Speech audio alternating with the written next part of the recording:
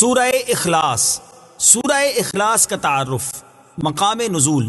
سورہ اخلاص ایک قول کے مطابق مکی اور ایک قول کے مطابق مدنی ہے۔ آیات، کلمات اور حروف کی تعداد۔ اس سورت میں ایک رکوع، 4 آیتیں، 15 کلمے اور 47 حروف ہیں۔ سورہ اخلاص کے اسماء اور ان کی وجہ تسمیہ۔ مفسرین نے سورت کے تقریباً 20 نام ذکر کیے ہیں، ان میں سے 4 نام یہاں ذکر کیے جاتے ہیں۔ نمبر 1، اس سورت میں اللہ تعالیٰ کی خالص توحید کا بیان ہے، اس وجہ سے اسے سورہ اخلاص کہتے ہیں۔ نمبر 2، اس سورت میں یہ بتایا گیا ہے کہ اللہ تعالیٰ ہر نقص و عیب سے بری اور ہر شریک سے پاک ہے، اس مناسبت سے اسے سورہ تنزیہ کہتے ہیں۔ نمبر 3، جس نے اس سورت سے تعلق رکھا وہ غیروں سے الگ ہو جاتا ہے، اس لیے اسے سورہ تجرید کہتے ہیں۔ نمبر 4، اسے پڑھنے والا جہنم سے نجات پا جاتا ہے، اس بنا پر اسے سورہ نجات کہتے ہیں۔ سورہ اخلاص کے فضائل۔ احادیث میں سورت کی بہت فضیلتیں وارد ہوئی ہیں، ان میں سے 3 احادیث اور ایک وظیفہ یہاں پیش کرتا ہوں۔ نمبر 1، حضرت ابو سعید خدری رضی اللہ تعالیٰ عنہ سے روایت ہے، بخاری شریف کی حدیث ہے، نبی اکرم صلی اللہ تعالیٰ علیہ وسلم نے ارشاد فرمایا، کیا تم میں سے کوئی اس سے عاجز ہے کہ وہ رات میں قرآن مجید کا 1/3 حصہ پڑھ لے؟ صحابہ کرام رضی اللہ تعالیٰ عنہم کو یہ بات مشکل معلوم ہوئی اور انہوں نے عرض کی، یا رسول اللہ صلی اللہ تعالیٰ علیہ وسلم، ہم میں سے کون اس کی طاقت رکھتا ہے؟ آپ صلی اللہ تعالیٰ علیہ وسلم نے ارشاد فرمایا، سورہ اخلاص 1/3 قرآن کے برابر ہے۔ نمبر 2، حضرت عائشہ صدیقہ رضی اللہ تعالی عنہا فرماتی ہیں، بخاری شریف کی حدیث ہے، حضور پرنور صلی اللہ تعالی علیہ وسلم نے ایک شخص کو ایک لشکر میں روانہ کیا، وہ اپنے ساتھیوں کو نماز پڑھاتے تو سورہ فاتحہ کے ساتھ سورت ملانے کے بعد سورہ اخلاص پڑھتے تھے۔ جب لشکر واپس آیا تو لوگوں نے نبی کریم علیہ الصلوۃ والسلام سے یہ بات ذکر کی تو پیارے آقا علیہ الصلوۃ والسلام نے ان سے ارشاد فرمایا، اس سے پوچھو کہ تم ایسا کیوں کرتے ہو؟ جب لوگوں نے اس سے پوچھا تو اس نے کہا، یہ سورت رحمان کی صفت ہے، اس وجہ سے میں اسے پڑھنا پسند کرتا ہوں۔ تاجدار رسالت صلی اللہ تعالی علیہ وسلم نے ارشاد فرمایا، اسے بتا دو کہ اللہ تعالیٰ اس سے محبت فرماتا ہے۔ نمبر 3، حضرت انس رضی اللہ تعالیٰ عنہ سے روایت ہے، ترمذی شریف کی حدیث ہے، ایک شخص نے سید عالم صلی اللہ تعالی علیہ وسلم سے عرض کی کہ مجھے اس سورت سے بہت محبت ہے، ارشاد فرمایا، اس کی محبت تجھے جنت میں داخل کر دے گی۔ نمبر 4، تفسیر ساوی میں لکھا ہے کہ جو شخص گھر میں داخل ہوتے وقت سلام کرے اور اگر گھر خالی ہو تو حضور اقدس صلی اللہ تعالی علیہ وسلم کو سلام کرے اور ایک بار قل هو اللہ پڑھ لیا کرے تو انشاءاللہ فقر و فاقہ سے محفوظ رہے گا، اور یہ بہت مجرب عمل ہے۔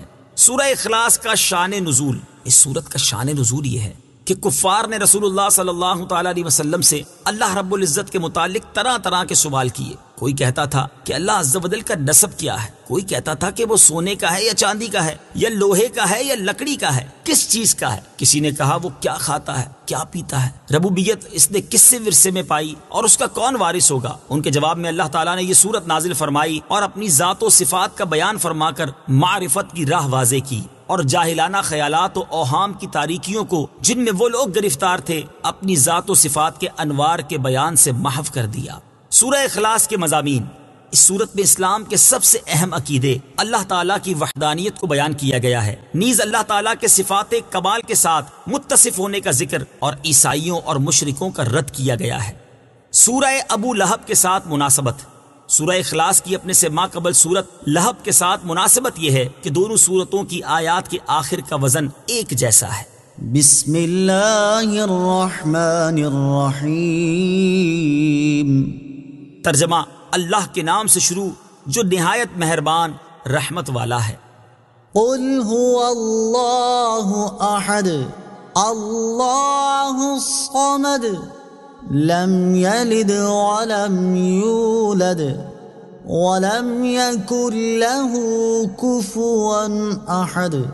ترجمہ، تم فرماؤ وہ اللہ ایک ہے، اللہ بے نیاز ہے، نہ اس نے کسی کو جنم دیا اور نہ وہ کسی سے پیدا ہوا اور کوئی اس کے برابر نہیں۔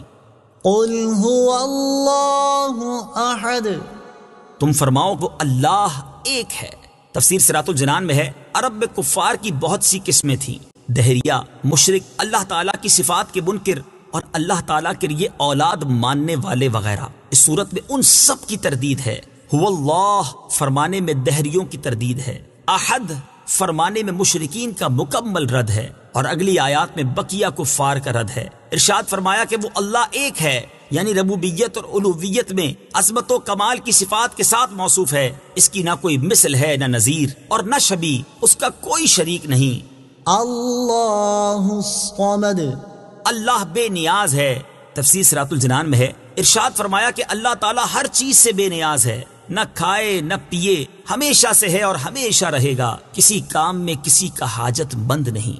لم یلد ولم یولد نہ اس نے کسی کو جنم دیا اور نہ وہ کسی سے پیدا ہوا۔ تفسیر صراط الجنان میں ہے، اللہ تعالیٰ اولاد سے پاک ہے کیونکہ اولاد باپ کی جنس سے ہوتی ہے، اور اللہ تعالیٰ اس سے پاک ہے، یوں ہی وہ خود کسی سے پیدا نہیں ہوا کیونکہ وہ قدیم ہے یعنی ہمیشہ سے ہے، اور پیدا ہونا اس چیز کی صفت ہے جو پہلے نہ ہو اور پھر وجود میں آئے۔ اس میں مشرکین اور یہود و نصارہ سب کی تردید ہے۔ مشرکین فرشتوں کو اللہ تعالیٰ کی لڑکیاں کہتے تھے، یہودی حضرت عزیر علیہ الصلوۃ والسلام کو، جبکہ عیسائی حضرت عیسیٰ علیہ الصلوۃ والسلام کو خدا کا بیٹا مانتے تھے۔